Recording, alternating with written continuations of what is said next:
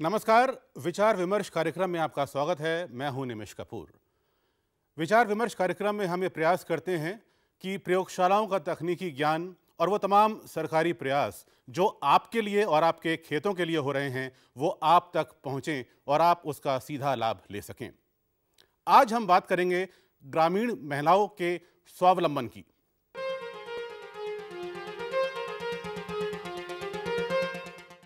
विचार विमर्श हम करेंगे ग्रामीण महिलाओं के स्वावलंबन पे। हम ये जानेंगे कि क्या ऐसे सरकारी प्रयास हैं जो ग्रामीण महिलाओं के स्वावलंबन के लिए किए जा रहे हैं, महिला किसानों के लिए किए जा रहे हैं। लेकिन आइए उससे पहले देखते हैं ये एक फिल्म। आज महिला स्वावलंबन की प्रक्रिया को समझना जरूरी है। महिला स्वावलंबन एक ऐसी सामाजिक प्रक्रिया है जिसमें महिलाओं के लिए विकास की संभावनाओं के दरवाजे खुले हों, उनके लिए नए विकल्प तैयार हों और महिलाओं को सभी क्षेत्रों में उनकी प्रतिभा के विकास के लिए भरपूर रचनात्मक अवसर मिल सकें। यदि खेती की बात की जाए तो सर्वेक्षणों से निकल कर आए आंकड़े सुखद आश्चर्य देते हैं। क्या आपको पता है कि भारत की खेती में कुल श्रम की 60 से 80% तक हिस्सेदारी महिलाओं की होती है। हिमालय क्षेत्र में जहां प्रति हेक्टेयर प्रति वर्ष एक पुरुष औसतन 1212 घंटे काम करता है, वहीं महिला किसान औसतन 3480 घंटे कार्य करती है। इस आंकड़े के माध्यम से ही कृषि में महिलाओं के अहम योगदान को आंका जा सकता है। अध्ययनों में यह बात भी निकल कर आई है कि खेती में अहम योगदान देने के बावजूद महिला किसानों को यदि कृषि तकनीक से जोड़ा जाए तो महिलाओं की खेती से होने वाली आमदनी को बढ़ाया जा सकता है। भारतीय कृषि अनुसंधान परिषद द्वारा 9 राज्यों में किए गए शोध से पता चला है कि प्रमुख फसलों के उत्पादन में महिलाओं की 75% भागीदारी, बागवानी में 79% और फसल की कटाई के बाद 51% महिलाओं की हिस्सेदारी होती है। पशुपालन में महिलाएं 58% और मछली पालन में 95% भागीदारी निभाती हैं। भारत में ग्रामीण महिलाओं के स्वावलंबन का मुद्दा काफ़ी समय से चलता आ रहा है। आज़ादी के 30 दशक के बाद यह शब्दावली महिला कल्याण के नाम से प्रचलित थी। 80 के दशक में महिला विकास और 90 के दशक में महिला समानता यानी पुरुष और स्त्री को समानता के अधिकार की बात हुई। 21वीं शताब्दी के आते आते इसको हम महिला सशक्तिकरण से महिला स्वावलंबन की तरफ ले गए और महिला स्वावलंबन से जो तात्पर्य है, एक समग्र इसका अर्थ है, परिभाषा है, जिसमें महिला के कानूनी अधिकार, उसकी शक्तियां सन्निहित हैं। महिला की शिक्षा, स्वास्थ्य, उसकी खेती से जुड़े वो जो कार्य कर रही है, उसको किस तरह से तकनीकी ज्ञान पहुंचाया जाए ताकि वो स्वावलंबी बन सके। इन सब मुद्दों पर हम आज चर्चा करेंगे और ये जानने का प्रयास करेंगे कि कौन से सरकारी प्रयास किए जा रहे हैं ग्रामीण महिलाओं के स्वावलंबन में। और आज जो विशेषज्ञ पैनल हमारे साथ है, आइए हम उनका परिचय आपसे करा दें। हमारे साथ हैं डॉक्टर YR मीणा साहब। आप अपर आयुक्त हैं विस्तार, कृषि मंत्रालय, भारत सरकार में। मीणा साहब, आपका स्वागत है। हम जानेंगे उन तमाम सरकारी प्रयासों के बारे में जो कृषि मंत्रालय कर रहा है ग्रामीण महिलाओं के स्वावलंबन की ओर। हमारे साथ हैं डॉक्टर रितु सिंह, गृह विज्ञान विशेषज्ञ हैं, कृषि विज्ञान केंद्र उज्ज्वा नई दिल्ली में, और आप ट्रेनिंग या प्रशिक्षण दे रही हैं सेल्फ हेल्प ग्रुप्स के माध्यम से। वो किस तरह से दे रही हैं और कैसे उन महिला किसानों को लाभ मिल रहा है, हम आपसे जानेंगे। हमारे साथ हैं श्री भास्कर पंत साहब, आप DGM हैं नाबार्ड में, और हम आपसे जानेंगे किस तरह से नाबार्ड महिला किसान के सेल्फ हेल्प ग्रुप को लाभान्वित कर रहा है, ट्रेन कर रहा है, कैपेसिटी का विकास कर रहा है। और हमारे साथ हैं श्रीमती नीलम त्यागी जी, आप सचिव हैं लक्ष्मी जन कल्याण सेवा संस्थान गाजियाबाद में, और आप भी जमीनी स्तर पर महिला किसानों के लिए कार्यरत हैं, उनके लिए संघर्ष कर रही हैं और उन्हें उनका हक दिला रही हैं। लक्ष्मी जी, विचार विमर्श की शुरुआत हम आपसे करेंगे कि आप बताएं जो तकलीफें हमें दिखाई पड़ती हैं। बहुत लंबी फेरिस्त है जिसे हम चर्चा में जिसको गिनाएंगे। बहुत सारी तकलीफें हैं महिला किसानों को। वो जो मेहनत करती हैं, मशक्कत करती हैं, उसकी जो अर्जित आय होती है उसका केवल 25% या उससे भी कम उनके पास पहुंच पाता है जी। तो ये मानसिकता को हम कैसे इसमें बदलाव करें, क्योंकि जब हम किसान की बात करते हैं तो एक पुरुष का चेहरा उभरता है, लेकिन आंकड़ों के मुताबिक 50% से अधिक जो हिस्सेदारी है, जो भागीदारी है, वो महिला किसान की है देश में, और कुछ राज्यों में यह आंकड़ा 70% को भी पार कर गया है। हाँ सर, ये बिल्कुल मतलब मुझे आज बहुत खुशी हो रही है इस बात पे कि महिलाओं की जो परेशानियां हैं उनको आपने आज यहाँ कोशिश की है जानने की। मैं बताना चाहती हूँ सर, क्योंकि हम महिलाओं के साथ काम कर रहे हैं। हमने 300 सेल्फ हेल्प ग्रुप बनाए हुए हैं जिसमें 4500 महिलाओं को जोड़ा है, और उनके घर परिवार से हम ज़मीनी स्तर से जुड़े हुए हैं। महिला किसान सरकारी स्कीम में सबको नाम दिया गया कि ये महिला किसान है, और महिला किसान 70% काम करती है खेतों में पशुओं के साथ। मतलब पशुओं का नहलाना, उनका चारा डालना, उनका दूध निकालना, गोबर उठाना, ये सारा काम महिलाएं करती हैं। और थोड़ी सी मतलब परेशानी होगी मेरी बात सुन के, क्योंकि उन्हें नाम तो दिया गया महिला किसान का, लेकिन वो सचमुच महिला किसान नहीं है, वो एक मजदूर ही हैं। मजदूरी करती हैं क्योंकि उनकी पीड़ा को कोई समझ नहीं सकता है। ये मैं इसलिए कह रही हूँ क्योंकि जब काम करने की बारी आती है तो वो महिला किसान है, और उसको जो है बता दिया जाता है कि तुम महिला किसान हो, तुम ही सारा काम करोगे घर का। पशु का सुबह उठती है, वो 4 बजे उठ जाती है, उसके साथ अपने घर की भी जिम्मेदारी होती हैं, और फिर वो अपने पशुओं के साथ लग जाती है।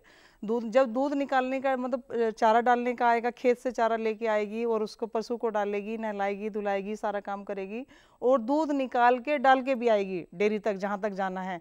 लेकिन जब पैसा लाने का जो टाइम आता है वहाँ हमारे पुरुष खड़े हो जाते हैं। नीलम जी, आपने जो खास काम किया है अपने संस्थान में, क्योंकि आप जमीनी स्तर पर महिला किसानों से जुड़ी हुई हैं, उनके उद्धार से जुड़ी हुई हैं, आपने जो पहल की है वो बताएं।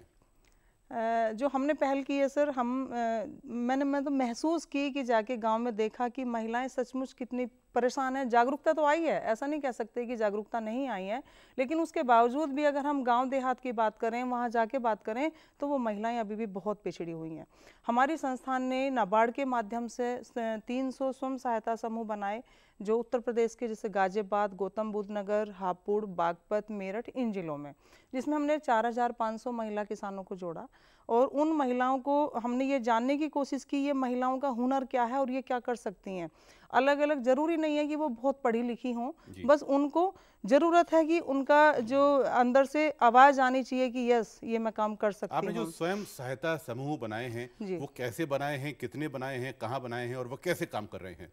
हाँ, और किसकी सहायता से बनाए, उसमें किसकी सहायता आपको मिली? स्वयं सहायता समूह आपने जो महिला किसान के बनाए हैं। हाँ सर, वही मैं बताना चाह रही हूँ कि नाबार्ड के साथ हमारी संस्था ने जुड़ के जो फंड आता है वो नाबार्ड से आता है एनजीओ के लिए। एनजीओ जाके अपना गांव देहात में काम करती है, जिसमें हमने 4000 महिला किसानों को जोड़ा, उनके 300 स्वयं सहायता समूह बनाए। उनको हमने जानने की कोशिश की कि कौन महिला क्या काम कर सकती है, उसी हिसाब से अलग अलग ट्रेनिंग उनको कराई। जैसे रूट सेट संस्थान है, सिंडार सेट्टी है, कृषि विज्ञान केंद्र हैं, और जो हमारे कृषि विभाग की जो हमारे डिपार्टमेंट है, चाहे वो कृषि विभाग है, उद्यान विभाग है, पशुपालन विभाग है, मत्स्य विभाग है, सारे ही विभागों में स्कीम है महिलाओं के स्वयं सहायता समूह के लिए। तो आप कैसे इस दिशा में आई, कैसे आपने ये फील किया, कैसे आपको ये अनुभूति हुई कि हाँ, महिला किसान के लिए काम करना चाहिए, जो अभावों से ग्रस्त है, जो तकलीफ में है, परेशानी में है, और इसके लिए कुछ हम करें?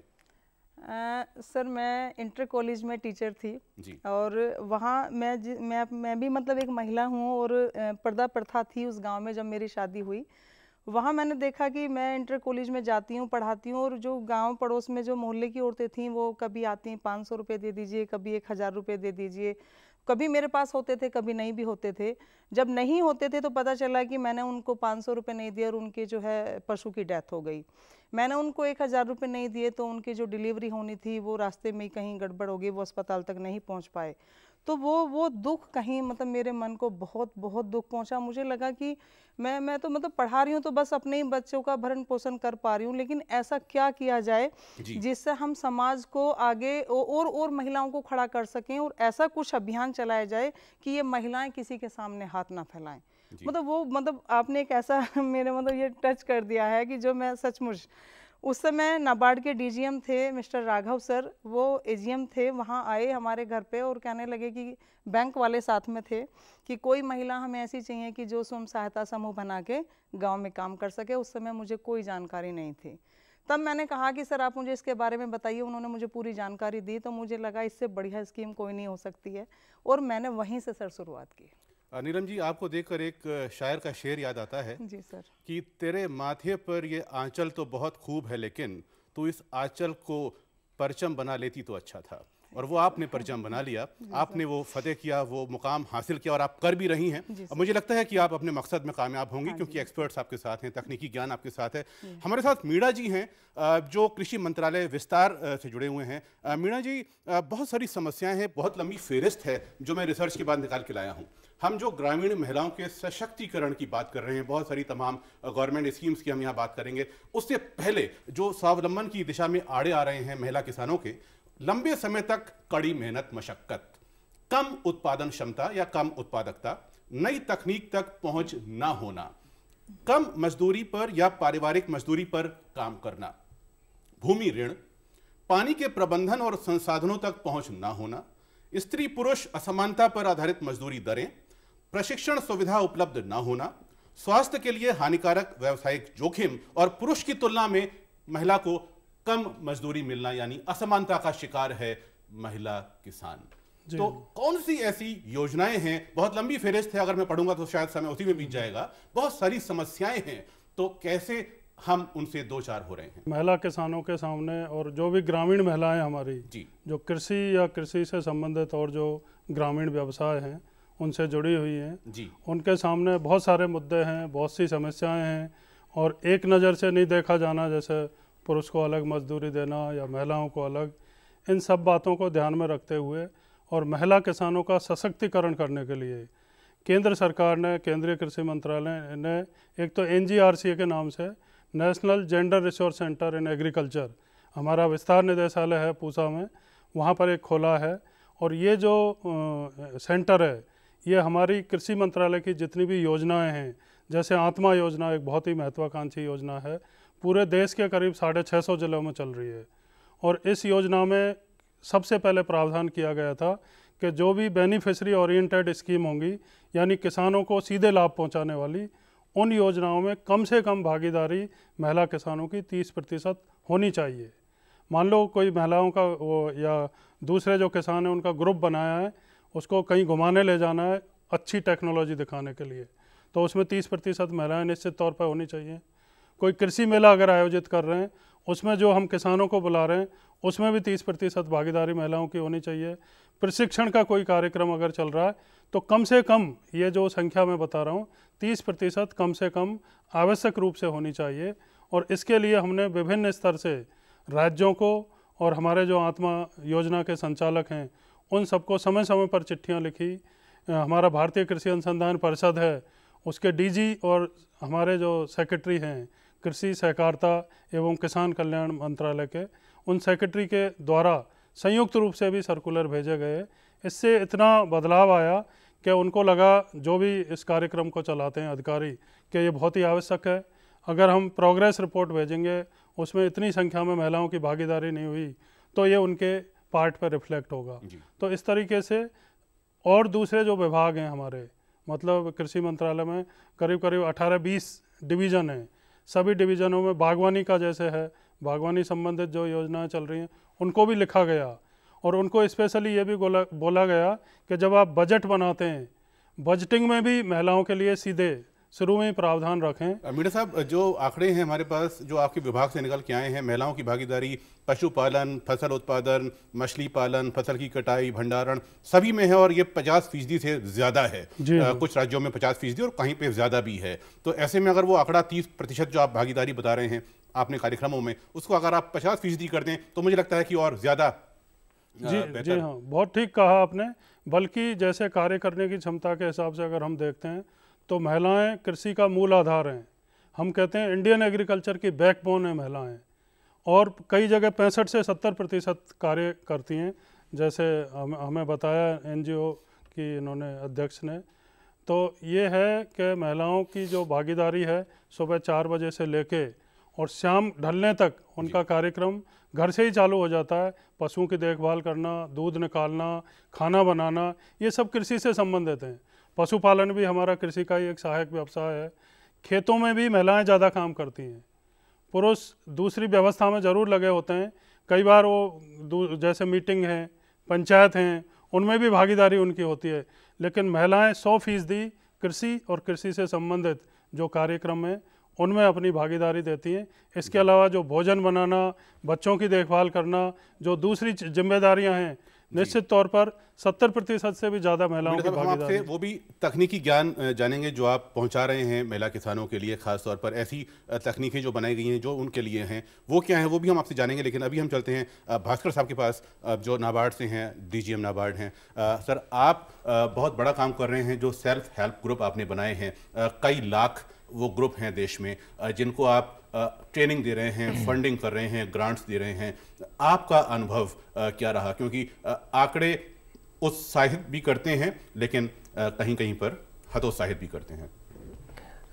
देखिए कपूर साहब, बहुत बहुत धन्यवाद कि आज आपने हमें यहाँ पे आने का मौका दिया और नाबार्ड के जरिए जो भी SHGs और ख़ासकर महिलाओं के लिए जो भी प्रोत्साहन और प्रमोशनल कार्यक्रम हो रहे हैं उसके बारे में कुछ रूपरेखा, उसके बारे में हम आपको पूरे विस्तृत जानकारी दे सकें। जी। हतोत्साहित तो नहीं हुए हैं, हम उत्साहित हुए हैं, क्योंकि जैसा कि पता होगा कि 1992 में जो 92 में जो पहल की थी नाबार्ड ने एक सेल्फ हेल्प ग्रुप बनाने की महिलाओं की, उससे पहले शायद इसको कार्यक्रम को कभी किसी ने सोचा भी नहीं था। लेकिन कैसे उसको शुरू किया जाए, उसको बैंकों से कैसे लिंक किया जाए, वो 92 में जो शुरू हुआ था वो एक तरह से क्रांति आई। और आज ये कहने में काफ़ी फ़ख्र होता है कि नाबार्ड के माध्यम से तकरीबन 79 लाख 79 लाख ऐसे स्वयं सहायता समूह बने हैं जो कि almost 9.80 crore house hold goods हैं उनको कवर करते हैं, उन्हीं के बीच से आए हैं। तो स्वयं सहायता समूह के माध्यम से ही आज हम महिला स्वावलंबन और महिला सशक्तिकरण की जो बात कर रहे हैं और जिसकी तरफ हम अग्रसर हैं, वो तभी पॉसिबल हो सका है। आपने बताया 9 करोड़ परिवार ऐसे हैं जहां से महिलाएं निकलकर स्वयं सहायता समूह के माध्यम से नाबार्ड से जुड़ी हैं। हाँ। तो कौन सी वो योजनाएं हैं और कैसे उनको नाबार्ड का लाभ पहुंच रहा है? देखिए, सबसे पहले तो हमने नाबार्ड ने जो, जैसे मैंने कहा कि स्वयं सहायता समूह को बनाने के लिए हमारे से पहले श्रीमती त्यागी ने भी बताया था कि वो नाबार्ड से कैसे जुड़ी। तो एक हमारा NABARD self help group SHG bank linkage programme है, जिसके माध्यम से हम NGOs या फिर KVKs और कोई ऐसे इंस्टीट्यूशन हो जो कि महिलाओं को एकत्रित कर सकें और उनका समूह बना सकें, उनको हम उनसे हम जुड़ते हैं और उनको प्रमोशनल प्रोग्राम्स देते हैं, उनको ग्रांट देते हैं, जिससे कि वो समूह जो हैं अपने में आत्मनिर्भर हो सकें, कैसे सेल्फ हेल्प उनके अपने एक तरह से एक होमोजेनस ग्रुप बन सके। तो वो 3 साल का प्रोग्राम है और हमारा जो उनसे लिंकेज है वो सिर्फ समूह बनाने तक ही नहीं है, लेकिन उनको हैंड होल्डिंग भी देना, उनको किस तरह से उनको बैंक से जोड़ना और कैसे समूह को एक तरह से वो स्वावलंबी हो सके, जिससे माइक्रो एंटरप्राइज की यूनिट सेटअप कर सके। ये चर्चा हम आपसे जारी रखेंगे और ये और भी समझने का प्रयास करेंगे कि कोई महिला किसान अगर अब ये कार्यक्रम देखने के बाद कुछ समूह बनाती हैं और आपसे जुड़ती हैं तो वो कैसे जुड़ें, कैसे आपको अप्रोच करें और क्या क्या लाभ की जो बातें आप बता रहे हैं वो हम आपसे और जानेंगे, क्योंकि बहुत महत्वपूर्ण मुद्दा है ग्रामीण महिलाओं का स्वावलंबन। जहां देश की 50% से अधिक महिलाएं खेती में अपना योगदान दे रही हैं, तो उनको आज आवश्यकता है सम्मान देने की, प्रोत्साहन देने की और स्वावलंबी बनाने की। और ये तभी संभव है जब हम उन प्रयासों को जानें और उन प्रयासों से जुड़ें जो सरकारी स्तर पर आपके लिए किए जा रहे हैं। फिलहाल वक्त है एक छोटे से ब्रेक का। ब्रेक के बाद विचार विमर्श जारी रहेगा।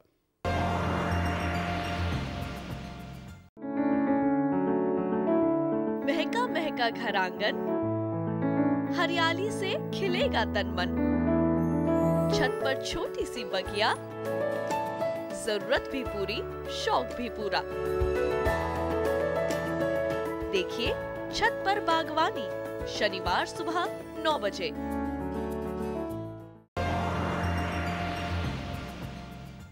ब्रेक के बाद आपका स्वागत है विचार विमर्श में। आज हम चर्चा कर रहे हैं ग्रामीण महिलाओं के स्वावलंबन की। जी हाँ, कैसे ग्रामीण महिला किसानों को स्वावलंबी बनाया जाए, कैसे उनके अधिकार, उनसे जुड़े कानून और उनको समानता का अधिकार दिया जाए। हम चर्चा कर रहे थे ब्रेक से पहले भास्कर साहब आपसे कि नाबार्ड किस तरह से सेल्फ हेल्प ग्रुप को सहायता पहुंचा रहा है। तो इस कार्यक्रम को देखने के बाद कुछ महिला किसान अगर स्वयं सहायता समूह बनाती हैं तो किस तरह से वो नाबार्ड को अप्रोच करें और किस स्कीम के अंतर्गत अप्रोच करें? एक तो जैसे आप कह रहे हैं कि स्वयं सहायता समूह के माध्यम से अगर वो जुड़ना चाहती हैं तो NABARD SHG bank linkage programme है, जिसमें कि हम NGOs हैं या फिर वॉलंटरी ऑर्गेनाइजेशंस हैं या फिर वॉलंटरी एजेंसीज़ हैं या फिर इवन KVKs हैं, बैंक्स हैं, उनके माध्यम से, क्योंकि खाली महिलाओं को जोड़ने के लिए और उनको एकत्रित करने के लिए और उनको एक होमोजेनियस ग्रुप बनाने के लिए एक एनिमेटर की ज़रूरत होती है। तो और चूँकि इस फील्ड में हमारे नाबार्ड के साथ तकरीबन 5000 NGOs जुड़े हुए हैं जिन्होंने मदद की है, और जैसे कि मैंने पहले कहा 79 लाख SHGs बनाने की, तो उनको एक हम अपने इस प्रोग्राम से जोड़ते हैं जिसमें कि हम SHGs जो बन कर आते हैं, जो समूह बनकर आते हैं, उनको एक तरह से प्रमोशनल राशि देते हैं। वो प्रोत्साहन राशि इसलिए दी जाती है ताकि समूह जो है अपने में खड़ा हो सके। उनकी इंटरनल मीटिंग्स हैं, उनमें जो लेखा जो है उनके अपने बुक कीपिंग है, और मतलब एक तरह से कि वो आपस में ही एक ऐसा ग्रुप माइक्रो एंटरप्राइज बनकर आए जिससे कि वो सीधा बैंक से अप्रोच कर सकें और बैंक से उनको जोड़ा जाए। एक माध्यम तो ये है।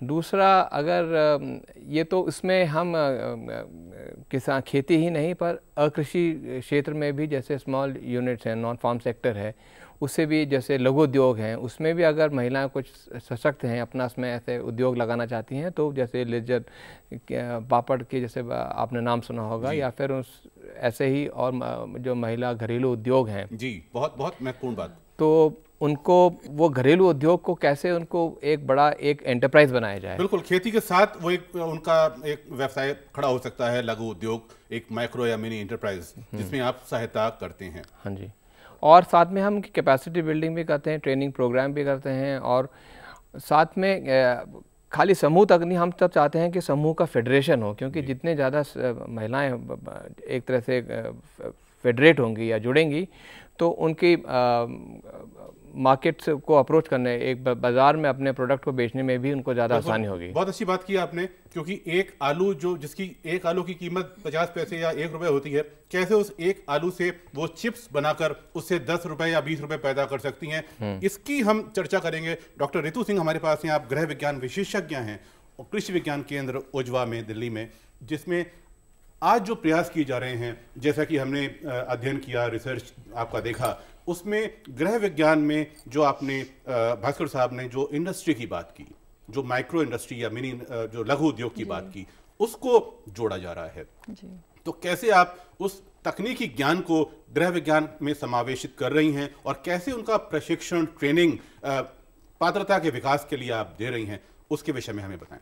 जी, मैं बताना चाहूँगी कृषि विज्ञान केंद्र जो कि आज देश के हर ज़िले में कार्यरत हैं और बहुत अच्छे से कार्य कर रहे हैं, तो इनका जैसे मुख्य काम होता है कि कृषि आधारित तकनीकों को किसानों तक पहुंचाना क्षेत्र के आधार पे। तो इसी कड़ी में हम लोग प्रशिक्षण कार्यक्रम का भी आयोजन करते हैं। अगर किसान, चाहे वो महिला हो पुरुष, हम ये कोई भेदभाव नहीं रखते कि हमारे पास कोई महिला किसान आ रही है बीज के बारे में जानने या कोई पुरुष आ रहा है। ये कृषि विज्ञान केंद्र कोई भेदभाव नहीं रखता इस प्रकार का। तो इसमें हम लोग प्रशिक्षण कार्यक्रम जैसे हमारे आयोजित होते हैं, और ये हमारे होते वोकेशनल ट्रेनिंग, हमने इनको नाम दिया गया व्यावसायिक प्रशिक्षण कार्यक्रम, ताकि इससे जुड़कर कोई एक आय अर्जित, अतिरिक्त आय खेती के साथ अर्जित की जा सके। तो हम इस तरीके प्रशिक्षण कार्यक्रम, जैसे हम लोग मधुमक्खी पालन है, पशुपालन है, मशरूम उत्पादन है आपका, और अगर बात की जाए घरेलू स्तर से जुड़े उद्योगिक, जैसे लघु स्तर उद्योग की, जैसे आपका है फल सब्जियों के प्रसंस्करण की, अचार बनाने पे, और बेकरी यूनिट पे, इस तरीके के प्रशिक्षण कार्यक्रम आयोजित करते हैं। और ये कुछ 10 दिन, 15 दिन, 20 दिन इस आधार पे होते हैं। और इसमें हम लोग जैसे प्रशिक्षण के बाद इनको प्रमाण पत्र भी देते हैं जी। और ये प्रशिक्षण कार्यक्रम में बताना चाहूँगी निःशुल्क होते हैं। इसमें हम उम्र का कुछ वो नहीं रखते। हाँ, ये है कि ये पढ़ना लिखना आना चाहिए, 18 साल की उम्र के हों, और बाकी आगे की उम्र का हम कुछ नहीं रखते, उनको पढ़ना लिखना आना चाहिए। इसमें कोई वो नहीं मांगते कि इसमें आपके पास ये डिग्री होना चाहिए, ये कुछ होना चाहिए। हमारे मकसद है कि किसान को, महिला हो या पुरुष, उनको पूरी तकनीकी जानकारी मिले, और जिसमें हम उनको करके सिखाते हैं। और फिर उसके बाद यही नहीं कि प्रशिक्षण के बाद हमारा काम ख़त्म हो गया, हम उसके बाद, क्योंकि कोई भी काम आपने शुरू करना है तो सबसे बड़ी इम्पॉर्टेंट चीज़ है धन जी। तो मैम, ये जो नाबार्ड के अलावा भी ऐसी कौन सी संस्थाएं हैं जो महिला किसानों को फंडिंग करती हैं, पैसा मुहैया कराती हैं ताकि वो अपना उद्योग धंधा लगा सकें? जी, मैं बताना चाहूँगी भारत सरकार की कई योजनाएं ऐसी हैं, जैसे प्रधानमंत्री एम्प्लॉयमेंट जनरेशन प्रोग्राम है, PMEGP स्कीम जिसको हम बोलते हैं, उसके तहत भी ऋण मिलता है। और अभी हमारे एक महिला समूह को इसके द्वारा ऋण भी मिला है, क्योंकि जैसे बेकरी यूनिट के लिए उनको ऋण मिला है और बहुत अच्छा बेकरी यूनिट उनका चालू हो गया है। और इसके साथ साथ हमारी एक महिला को भी मिला है मसाला बनाने के लिए, तो उनका भी यूनिट चल रहा है और अच्छा चल रहा है। बेकरी यूनिट में जैसे बताना चाहूँगी कि जैसे महिलाओं को सिर्फ नॉर्मल बिस्किट बनाते थे, हमने कृषि विज्ञान केंद्र ने तकनीकी क्या दी कि बाजरा एक अनाज है जो मोटा अनाज है, जिसका ज़्यादा इस्तेमाल इतना नहीं होता है, पर पौष्टिकता की दृष्टि से देखा जाए, जो जिसमें गृह विज्ञान आता है, देखा जाए तो बहुत अच्छा है। आयरन लेवल अच्छा है, क्योंकि एनीमिया हमारी महिलाओं में बहुत ज़्यादा है, 70% है, तो आयरन रिच है। तो उससे हमने उनके बिस्किट्स बनाने, उनके केक्स बनाने, वो हमने उनको ग्रुप्स को सिखाए। तो उस तकनीक को लेके उस बेकरी यूनिट में डाला गया, और तो देखा जाए दिल्ली के आसपास जैसे है बहुत डिमांड उसकी आ रही है। जी, बहुत अच्छा। तो आप एक प्रचार प्रसार कर दें तो बिल्कुल किया जा रहा है, लोग भी वो बिस्कुट खरीदें और अपने बिल्कुल घरों में किया जाए, खिलाएं। क्योंकि शहरों में इसकी जब जाते हैं हम लोग मेले में, जैसे कृषि विज्ञान केंद्र, यही नहीं कि उद्यमी, बताना चाहूँगी कि हमारे जैसे उद्यमी निकल के आए तो आगे बढ़ाने के लिए, अब दुकान तो वो जाते ही नहीं खोल सकते, तो हम उनको कृषि मेलों में या प्रदर्शनियों में भी जाने का अवसर देते हैं जी। तो उसमें भी जब उनके प्रोडक्ट्स लगाए तो लोग जाने उसके बारे में कि हाँ ये चीज़ें हैं। इसके अलावा जो ICR में जो तकनीकी ज्ञान, मीणा साहब से भी उसकी चर्चा करेंगे, जो विकसित किया जा रहा है महिलाओं के लिए, तो कुछ ऐसी तकनीकें हैं स्पेसिफिक जो आप बताना चाहेंगी जो महिला किसानों के लिए आवश्यक हैं और जिनको आप प्रमोट कर रही हैं? जी, बताना चाहूँगी, कृषि में जैसे महिलाएं खेती का काम बुआई से लेके आपका भंडारण तक पूरा करती हैं, तो इसमें हर काम में कुछ ना कुछ ज़्यादा उनको श्रम लगता है, और श्रम को कम करने के लिए कृषि के ऐसे कई यंत्र बने हैं जो उनको श्रम को कम कर सकें। जैसे मान लीजिए बोझा, जैसे घास काट के लाती हैं तो वो सर पे ढो के लाती थी, तो अब एक यंत्र आ गया है जिसको कंधे पे रख लिया जाए और उसमें अपना घास जो है लेके जाए, तो उसमें उनको जो है काम टाइम भी कम लगता है ले जाने में और श्रम भी कम लगता है। तो इसी तरह के कृषि कटाई के लिए यंत्र आ गए हैं, जैसे फसल कटाई के यंत्र आ गए जो कि महिलाओं के हाथ उनके अनुसार होते हैं कि आप काट सकें आराम से, उनका हाथ में दिक्कत ना आए।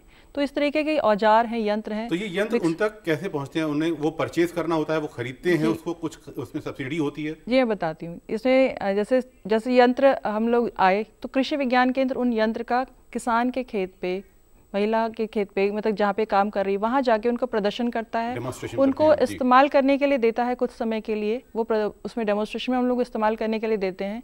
फिर उनसे फीडबैक लेते हैं कि आपका क्या रहा इसमें रिस्पॉन्स, वो जो भी कुछ कमी है या अच्छा है, वो दोनों चीज़ें हम उनसे पूछते हैं। ये नहीं कि हम कहते हैं कि आप अच्छी चीज़ ही बताइए, आप इसमें जो कमी है वो भी बताइए, ताकि जिस संस्थान ने वो यंत्र विकसित किया है उसको हम कर सके, इम्प्रूव कर सके। मीणा साहब, यहाँ पे जो तकनीकी ज्ञान की बात हुई, जो आप Indian council of agriculture research में जो उन चीज़ों का विस्तार कर रहे हैं, सर, एक मैं जरूरी बात करना चाहूँगा जो स्वावलंबन, महिला किसानों के स्वावलंबन से परोक्ष या अपरोक्ष रूप से अवश्य जुड़ी हुई होगी। जो हमारी महिला किसान है, जब वो धान की रोपाई करती हैं तो उनको घंटों खेतों में झुक के खड़ा रहना पड़ता है, तो उनकी रीढ़ की हड्डी में जो दर्द होते हैं उसका दर्द वो एक महिला किसान ही जानती होगी।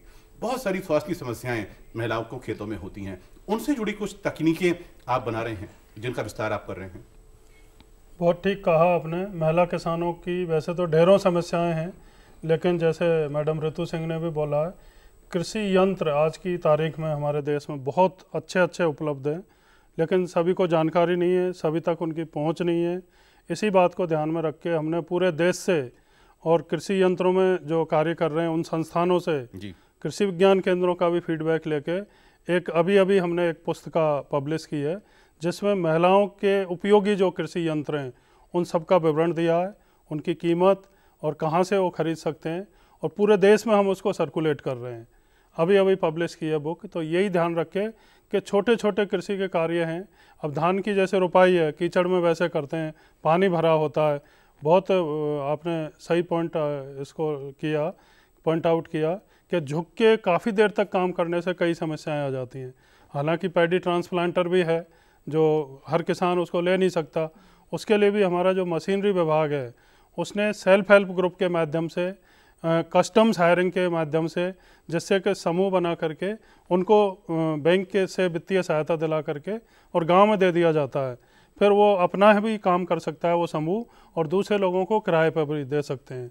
तो कस्टम हायरिंग को काफ़ी प्रमोट कर रहे हैं, जिससे जो महंगे कृषि यंत्र हैं, छोटे तो किसान अपने निजी तौर पर खरीदेगा, लेकिन जैसे कंबाइंड हार्वेस्टर है, पैडी ट्रांसप्लांटर है, थ्रेसर है, ये ऐसे जो महंगे यंत्र हैं, इनको बैंकों से वित्तीय सहायता दिला करके समूह को उसको दिया जाता है, जिससे समूह अपना काम भी करे और गांव के दूसरे लोगों को भी उपलब्ध कराए। सर, जो तकनीकी ज्ञान, जो किताबें आप विकसित कर रहे हैं, बहुत अच्छी हैं, जिसकी जन समझ जिससे बढ़ेगी, लोग उसको पढ़ेंगे, आप पूरे देश में उसको वितरित कर रहे हैं। अगर आप इसको डिजिटल रूप अपने वेबसाइट पे उपलब्ध करा दें तो मुझे लगता है कि इसका और रीच बढ़ जाए, क्योंकि आज गांव-गांव में इंटरनेट पहुंच गया है। जी हाँ, आपने बहुत बढ़िया बात कही कि अभी हमारा जैसे ई-न्यूज़लेटर भी निकल रहा है, भारतीय कृषि अनुसंधान परिषद के भी कई सारे पब्लिकेशन हैं। तो अभी तो ये ट्रेंड हो गया है कि जो भी पब्लिश होगा उसको आपको वेबसाइट पर डालना ही है जी। इसके अलावा हमने एक फार्मर्स पोर्टल बनाया है कृषि मंत्रालय ने, जिसमें ना सिर्फ हम जो पब्लिश कर रहे हैं वो पब्लिकेशन, बल्कि राज्यों के कृषि विश्वविद्यालयों और भारतीय कृषि अनुसंधान परिषद के जो संस्थान हैं, जो भी पब्लिकेशन है उनके किसान उपयोगी, उन सबको हम मंगा करके और उसमें डाल रहे हैं। काफ़ी बड़ी संख्या में अभी भी हमने डाले हुए हैं और कोशिश ये कर रहे हैं कि वो क्षेत्रीय भाषाओं में भी उपलब्ध हों, तो उसके लिंक भी दिए जाए। नीलम जी से पूछेंगे, क्योंकि नीलम जी आप जमीन से जुड़ के काम कर रही हैं, महिला किसानों के साथ काम कर रही हैं और महिला जो स्वयं सहायता समूह हैं उनके उत्थान के लिए काम कर रही हैं। तो जो तकनीकी ज्ञान उपलब्ध है वो कितना आप तक पहुंच पा रहा है और आप किसानों तक, महिला किसानों तक उसको कैसे पहुंचा पा रही हैं? हाँ सर, जैसे कृषि विभाग द्वारा संचालित आत्मा योजना है, उसे हम 5 जिलों में क्रियान्वित कर रहे हैं, जिसमें हम सहयोग कर रहे हैं कृषि विभाग के साथ। तो जो कृषि मेले होते हैं उसमें अलग से बस दी जाती है कि इसमें महिलाएं ही आएंगी। वो पहले ही चिन्हित कर लिए जाते हैं गांव कि यहाँ से इतनी महिलाएं वहाँ पे पहुँचेंगी, उनकी बैठने की व्यवस्था, उनकी आने जाने की पूरी वो कृषि विभाग करता है, खाने पीने की। उससे उन महिलाओं को जो ज्ञान मिला है, देखिए कोई भी काम करने के लिए हमें जो जिन चीज़ों की ज़रूरत पड़ती है, सबसे पहले ज्ञान है। अगर हमारे अंदर जागरूकता ही नहीं है तो पैसा वैसा सब बेकार चला जाएगा। सबसे पहले ज्ञान चाहिए, उसके बाद हमें पूंजी मतलब पैसा चाहिए, फिर उसके बाद हमें ये मार्केटिंग का भी हमें पता होना चाहिए कि हम जो काम कर रहे हैं हमें उसे आगे कैसे लेके जाना है। तो कृषि विभाग की जो आत्मा योजना है, इसने किसानों में बड़ी एक जागरूकता लाई है। जागरूकता के साथ साथ जो महिलाएं जैसे पहले जाना तो चाहती थी, लेकिन किसान मना कर देते थे कि महिलाएं क्या करेंगी वहाँ, या तो महिलाओं को लेके चले जाओ या फिर हम ही आ जाते हैं। आप ऐसे महिलाओं को जागरूक करती चली जाओगी तो हमें फिर जीना मुश्किल हो जाएगा, ऐसे भी सोच रही किसानों की। लेकिन जब किसानों को हम हर मंच पे बताते रहे कि नहीं, महिलाएं भी देखिए, एक गाड़ी के ये 2 पहिए हैं, अगर दोनों बराबर चलेंगे तो आपकी आमदनी अपने आप ही बढ़ जाएगी। जनपद हापुड़ में हमने 1500 महिलाओं का एक फेडरेशन रजिस्टर्ड कराया। उन महिलाओं को हमने जो सब्जी उत्पादन का कार्यक्रम चलाया, 10 टन सब्जी रोजाना भारतीय वॉलमार्ट को सप्लाई कराई। वो प्रोजेक्ट फिर जब बंद हो गया, 3 साल का उसका टाइम पूरा हो गया, उसके बाद उन महिलाओं को अपने आप ही ज्ञान हो गया कि हम वहाँ तक ना जाके हम अपने जो आउटलेट खोल सकते हैं, जगह जगह जहाँ पे धन्नाट लोग रहते हैं वहाँ पे सर्वे कर लिया और अपने गांव की जो ताज़ा फल और सब्जी है वहाँ पे रख के बेचने शुरू कर दिए।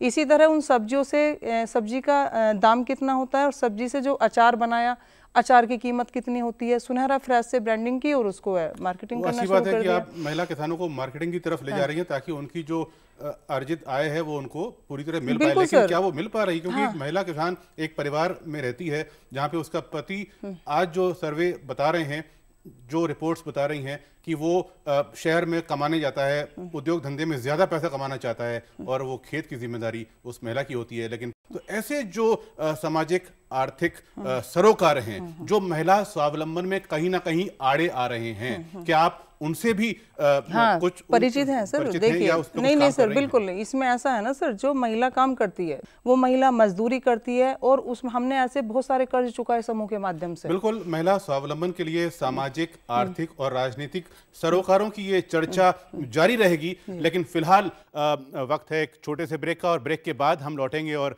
ये जानने का प्रयास करेंगे अपने विशेषज्ञों से कि जो तमाम सरकारी प्रयास किए जा रहे हैं उनकी पहुंच जमीनी स्तर पर महिला किसानों के लिए कैसे सुनिश्चित की जा रही है और किस तरह से उनको सम्मानित किया जा रहा है। और ये जो छवि उभरती है एक पुरुष प्रधान देश में किसान पुरुष होता है, उस छवि में कैसे जो समानता का अधिकार है, जिसमें महिला किसान भी सामने आए, उसको सम्मान दिया जाए और उसको स्वावलंबी बनाया जाए। ये तमाम चर्चा जारी रहेगी इस ब्रेक के बाद। हम आ रहे हैं आपके गांव। सामान्य ज्ञान के पूछेंगे सवाल। इनमें से कौन सा तत्व पौधों के लिए लगभग गैर जरूरी है? सोडियम। देखें घूमते फिरते रविवार सुबह 7:30 पर।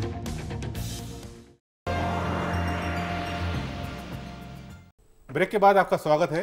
आज विचार विमर्श में हम चर्चा कर रहे हैं ग्रामीण महिलाओं के स्वावलंबन की, उन तमाम सरकारी प्रयासों की और ऐसी स्कीम्स की जो आपके लाभ के लिए बनाई गई हैं, क्योंकि महिला किसानों का योगदान देश में 50% से अधिक है। तो किस तरह से महिला किसानों को सम्मानित और समानता का अधिकार दिया जाए, उन्हें सम्मानित किया जाए और उनको तकनीकी ज्ञान दिया जाए, तकनीकी दक्षता दी जाए, पात्रता का विकास किया जाए, कैसे कृषि और उद्योग में जोड़ के उनको आगे बढ़ाया जाए, इन तमाम बिंदुओं पर हम चर्चा करेंगे। पर उससे पहले आइए देखते हैं ये फिल्म। महिलाएं ग्रामीण समाज की बुनियाद हैं।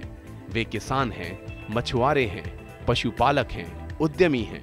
हमारी मूल उत्पत्ति पारंपरिक ज्ञान एवं परंपरा की पोषक हैं। ये तथ्य कई अध्ययनों में सामने आ चुका है कि महिला किसानों के श्रम और मेहनत के बिना भारत में खेती संभव नहीं है। हमें अपनी महिला किसानों की संवेदनशीलता को मान्यता देने की जरूरत है, जो उन्हें स्वावलंबी बनाने की दिशा में एक मनोवैज्ञानिक प्रेरणा देगा। आज महिला किसान के स्वावलंबन के लिए उन्हें बैंक ऋण, उचित मजदूरी और खेती के लिए सुविधाजनक उपकरणों की पहुंच को व्यापक बनाना आवश्यक है।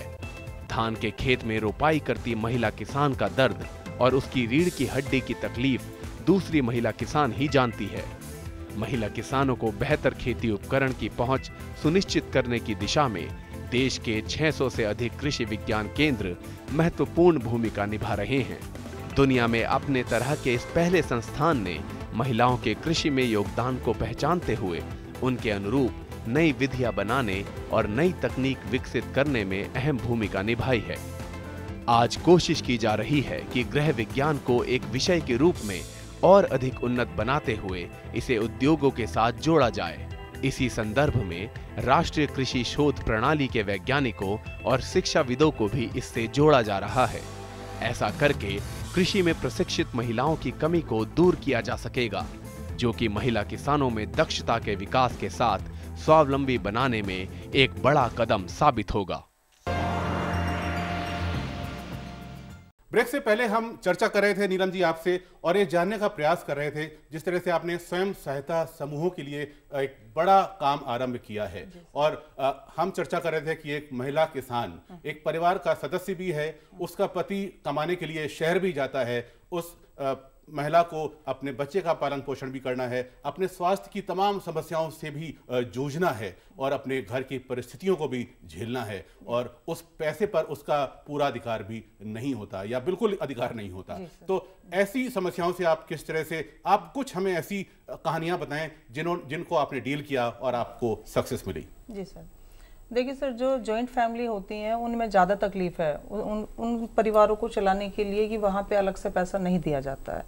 वहाँ हमने कोशिश की और कोशिश क्या सफलता पाई है। हमने 3 हल्दी के प्रोसेसिंग प्लांट लगवाए सर, जहाँ कच्ची हल्दी पैदा तो करते थे किसान, लेकिन उन्हें नहीं पता था इसको कैसे प्रोसेसिंग करना और कैसे इसे मार्केटिंग करना है। हमने 3 हल्दी के प्रोसेसिंग प्लांट लगवाए। उन महिलाओं ने उसको प्रोसेस करना और उसको पैकिंग करना, ग्राइंडिंग करना, सब पैक करके उसे बाजार तक भेजने का काम शुरू कर दिया और उससे उनकी आय बढ़ी है। साथ ही साथ मिर्च मसाले, हल्दी के साथ में मसाले भी जोड़ दिए, अचार का काम शुरू कर दिया है। ये सारी चीज़ें हैं बाजार तक पहुँचाने का, जो स्वयं सहायता समूह के माध्यम से किया। एक जो यूपी में सर पहली बार हुआ है, जो हमने स्वयं सहायता समूह को साहिबाबाद मंडी में थोक आड़ती का लाइसेंस दिलवाया। बड़ा मुश्किल हुआ, लेकिन वहाँ क्योंकि ये परेशानी आई कि किसान तो नहीं ले सकते इसका लाइसेंस। वहाँ हमने बहस की, क्यों किसान आज जागरूक हो गया है, पढ़ा लिखा भी है, किसान मंडी तो किसान के लिए बनी है, किसान को लाइसेंस क्यों नहीं दिया जा सकता है। तो वहाँ समूह को लाइसेंस दिए गए, वो समूह अपने आसपास की अपनी सब्जी और फल वहाँ पर सेल कर रहे हैं। जो IRI पूसा है, पूसा के संस्थान के डायरेक्टर हमारे फील्ड में गए थे, विजिट किए थे सर। उन्होंने ये देखा कि ये समूह इतने बढ़िया, हम दूसरी जगह का उदाहरण देते हैं, क्यों इनको अलग से स्थान नहीं मिल रहा है। उन्होंने अपने पूसा संस्थान में एक किसानों का वो बनाया, जो वहाँ पे किसान बैठ के अपना प्रोडक्ट सेल कर सकते हैं। पूसा संस्थान में वहाँ भी हमारे समूह अपना प्रोडक्ट सेल कर रहे हैं। नीलम जी, जब हम महिला किसान का नाम लेते हैं, तो जब किसान का नाम लेते हैं तो हमें पुरुष का चेहरा दिखाई देता है। तो आप क्योंकि महिला किसानों के बीच काम कर रही हैं, विचारधारा में बदलाव की आवश्यकता है, जो आपने बहुत सारे हल्दी और बहुत सारी चीज़ों पे काम किया है, तो आपको क्या लगता है कि कुछ विचारधारा हमें अब बदलनी होगी? हाँ सर, देखिए सोच में जो बदलाव आया है, लेकिन अभी भी बदलाव की ज़रूरत है। मैं हर मंच के माध्यम से ये बात कहना चाहती हूँ, यहाँ ये समझ लीजिए, यहाँ जो किसानों की आवाज़ बन के मैं आपसे बात करना चाहती हूँ। तो मेरा ये कहना है कि सरकारी स्कीम में कुछ ऐसा ऊपर से ही बदलाव किया जाए कि जो छोटी फॉर्मेलिटीज है उसे ऐसे शामिल किया जाए कि इस महिला को इस तरह से लाभ दिया जा सकता है, उस महिला को अभी लाभ नहीं दिया जा रहा है।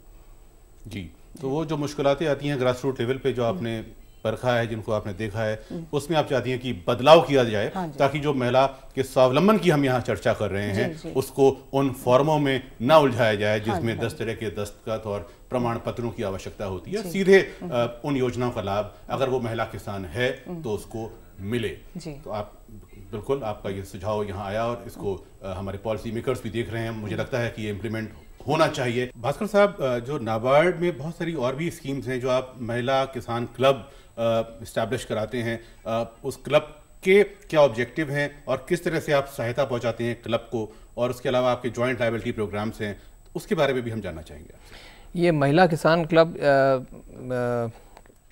तो नहीं कहेंगे, हम उसको किसान क्लब कहते हैं। चाहे किसान, चाहे महिला हो, चाहे पुरुष हो। चूँकि अब हमारी बात आज महिलाओं के ऊपर हो रही है, उनके स्वावलंबन और उनके सशक्तिकरण पर हो रही है, तो महिला किसान भी जो हैं वो भी एक अपना समूह, एक क्लब बना सकती हैं।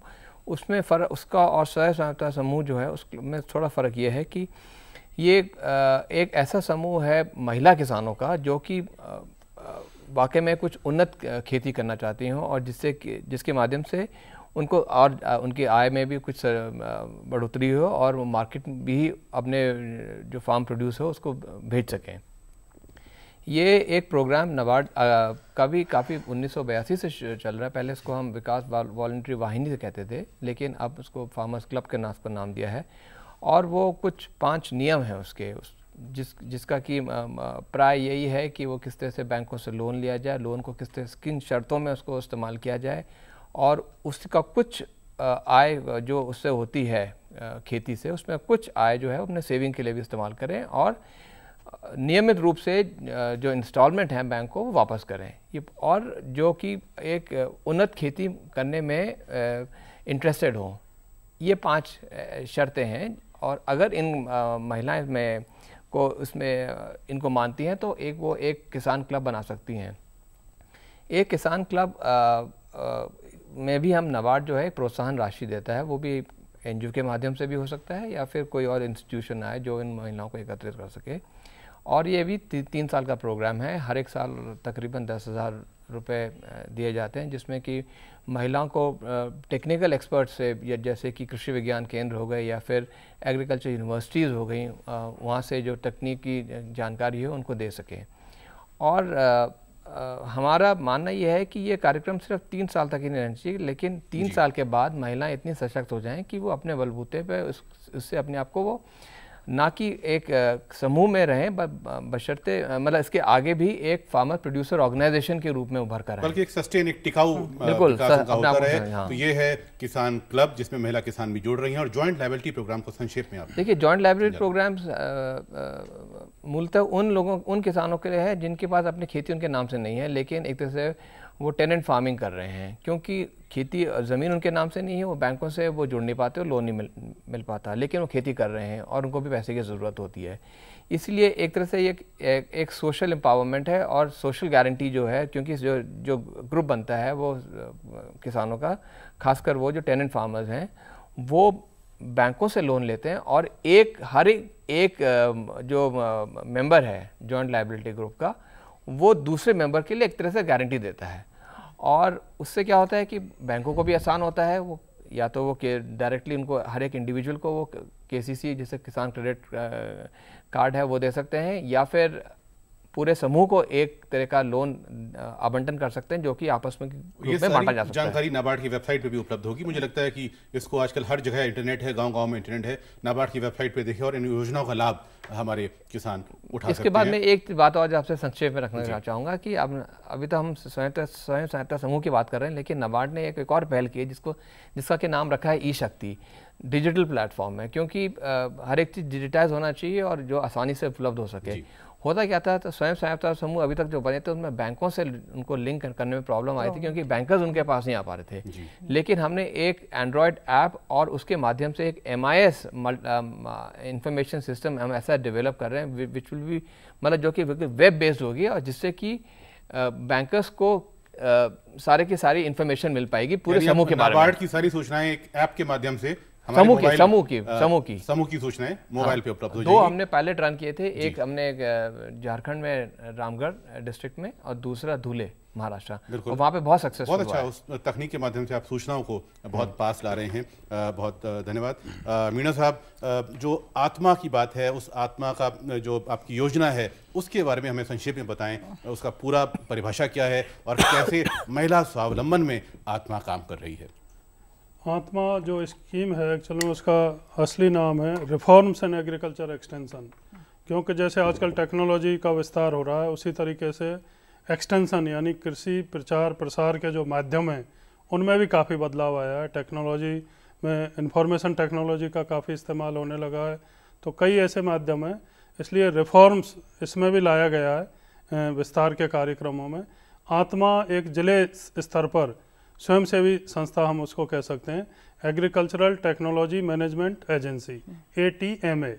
तो ये इसको जिला कलेक्टर आमतौर पर इसके चेयरमैन होते हैं मतलब, और जिले स्तर का कृषि बागवानी या कृषि से संबंधित कोई भी जो अधिकारी सीनियर है उसको प्रोजेक्ट डायरेक्टर बना दिया जाता है। आज की तारीख में 650 से ज़्यादा आत्मा हैं, हर जिले में एक आत्मा होती है, और आत्मा में जो कार्यक्रम चलते हैं उनको किसान जिले स्तर पर अपने खुद तय करते हैं। ब्लॉक लेवल पे ब्लॉक एडवाइजरी कमेटी, जिले स्तर पर डिस्ट्रिक्ट एडवाइजरी कमेटी और राज्य स्तर पर स्टेट एडवाइजरी कमेटी होती हैं, जिनमें किसान और किसान महिला उनकी भागीदारी एसेंशियल है। वो भी उसमें होते हैं और वो तय करते हैं कि उनके ज़िले में कृषि संबंधी क्या क्या कार्यक्रम चलने हैं और किन कार्यक्रमों से फ़ायदा होना है जी। इसी तरीके से उसमें जो फार्मर्स के लाभ के जो कार्यक्रम हैं, जैसे प्रशिक्षण, डेमोस्ट्रेशन, किसानों को एक जगह से दूसरी जगह भ्रमण कराना, उनमें भी महिलाओं की भागीदारी के लिए स्पेशल प्रावधान किया है कि कम से कम 30% उनकी भागीदारी होनी चाहिए। इसकी हम रिपोर्ट लेते हैं मंथली बेसिस। तो ये पूरे प्रयास किए जा रहे हैं कि महिलाओं के पास तकनीकी ज्ञान पहुंचे, पात्रता का विकास हो। डॉक्टर रितु, आप जो ट्रेनिंग वर्कशॉप्स करती हैं, अभी जो खबर आई थी कि अंबिकापुर के जो कृषि विज्ञान केंद्र के वैज्ञानिकों ने जो जीरा राइस जो वैरायटी है वहाँ की सेल्फ हेल्प ग्रुप ने बहुत अच्छी उसकी पैदावार की और उसको वो आकर्षक पैकेजिंग में उसको दिल्ली मुंबई जैसे महानगरों में भेज रही हैं और लोगों के जरिए यहाँ खरीदा जा रहा है और 1 लाख रुपए से अधिक वो अभी तक कमा चुकी हैं उस चावल की वैरायटी से। तो ऐसे कौन सी सफलताएं की कहानी आपके पास है, आपके कृषि विज्ञान केंद्र में, जिसको आप साझा करना चाहेंगी कि कैसे किसान आपसे जुड़े जो आपको देख रहा है और वो सफलता की कहानी को दोहरा सके? देखिए, मैं अब कृषि विज्ञान केंद्र ये मानता है कि अगर तकनीकी ज्ञान होगा, तकनीकी ज्ञान से आपके पास रोज़गार आएगा, रोज़गार से आर्थिक स्वावलंबन होता है और आर्थिक स्वावलंबन के साथ साथ आपका सामाजिक स्वावलंबन होता है। तो इसको मद्देनज़र रखते हुए जैसे बात है कि बाज़ार की हम कोई भी तकनीकी जानकारी ऐसी दें कि जिसके आप बाज़ार कर सकें और अपना एक आर्थिक वो कर सकें। हम यही नहीं, इसमें हमने ये भी करते हैं, कृषि विज्ञान केंद्र ने क्या किया है कि महिलाओं का ग्रुप बना लिया कि जैसे वो खेती में निपुण है जी, उनको खेती की, मान लीजिए धान का एक उदाहरण बताती हूँ कि धान का क्षेत्र काफ़ी है हमारे देश में।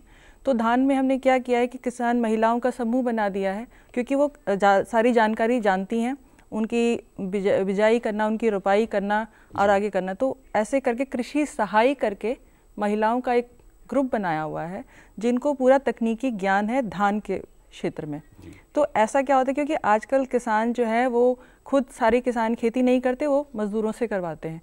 तो ये जो कृषि सहाय है ये वो उनका काम करता है और वो उसके बदले में उनको पूरा उनको एक आय देते हैं, जिससे उन महिलाओं को एक आय हो जाती है। तो ये है कि तकनीकी ज्ञान से भी वो अपना एक काम कर रही हैं ग्रुप के माध्यम से। तो इस तरीके से है कि तकनीकी ज्ञान जैसे दे दिया तो उससे भी उनको रोज़गार एक मिल गया। बात है खाली, और क्योंकि जिससे हम मानते हैं कि जिस क्षेत्र में आप निपुण हैं उसी को हम थोड़ा सा और निखार देते हैं तकनीकी ज्ञान द्वारा, ताकि आपके रोजगार मिल सके। आपने जो रोजगार की बात की, आर्थिक सुरक्षा की बात की, उनको सामाजिक, आर्थिक, राजनीतिक सुरक्षा, जो 3 बिंदु बहुत महत्वपूर्ण हैं, जो एक महिला किसान के स्वावलंबन के लिए जरूरी है, अपने पैरों पे वो खड़ी हो और अपने वो उद्योग धंधे, कृषि के साथ वो मछली पालन, दुग्ध के उद्योग हैं, पशुपालन है, उसमें वो समग्र रूप से एक अपना विकास कर सके। सभी विशेषज्ञों का मैं बहुत बहुत धन्यवाद दूंगा जो महिला स्वावलंबन से जुड़ी हर तरह की जानकारी यहाँ पे साझा की, जो आपके विभागीय प्रयास हैं, जो ज़मीन से जुड़े आपके कार्य हैं। बहुत बहुत धन्यवाद सभी एक्सपर्ट्स का। और हमें उम्मीद है कि आज के इस विचार विमर्श में जो जानकारियाँ निकल के आई हैं कि किस तरह से महिला किसान, ग्रामीण महिला किसान के स्वावलंबन के लिए जो प्रयास हो रहे हैं, ज़मीनी स्तर पर जो कार्य हो रहे हैं, उसको आप आत्मसात करें, उसको समझें और उससे जुड़ने का प्रयास करें, और आपके शिक्षा, स्वास्थ्य, सुरक्षा, कानून, अधिकार, समानता और सम्मान आपको मिल सके और देश की महिला किसान स्वावलंबी बन सके। विचार विमर्श में फिलहाल इतना ही। एक नए अंक के साथ आपसे फिर मुलाकात होगी। तब तक के लिए नमस्कार।